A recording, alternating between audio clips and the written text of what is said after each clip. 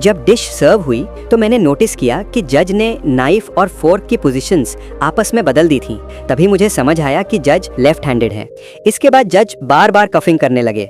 मैंने तुरंत एक नोट लिखा और वेटर जब डिशेस सर्व कर रही थी तो मैंने मौका देखकर उससे कहा कि वो ये नोट हेड शेफ तक पहुंचा दे। हेड शेफ ने नोट देखते ही मेरी बात का मतलब समझ लिया।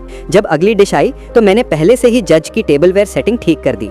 ये छोटा सा डिटेल जज को हमारी तरफ आकर्षित कर गया। जज ने जैसे ही पहला बाइट लिया, उनके चेहरे पर एंजॉयमेंट साफ दिखी।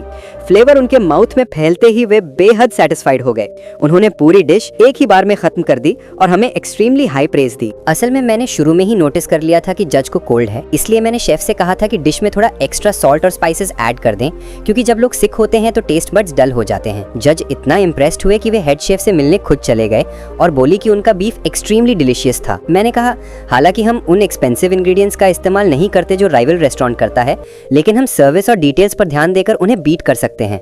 जब जज राइवल रेस्टोरेंट पहुंचे तो उन्होंने इन छोटे छोटे डिटेल्स पर ध्यान ही नहीं दिया। एक्सपेंसिव इंग्रेडिएंट्स के बावजूद जज को उनकी डिश ब्लैंड लगी। अंत में हमारा रेस्टोरेंट कंपटीशन जीत गया। राइवल रेस्टोरेंट का ओनर अपनी हार पर बिलीव ही नहीं कर पा रहा था। पोडियम पर खड़े होकर मैं बस मुस्कुरा दिया।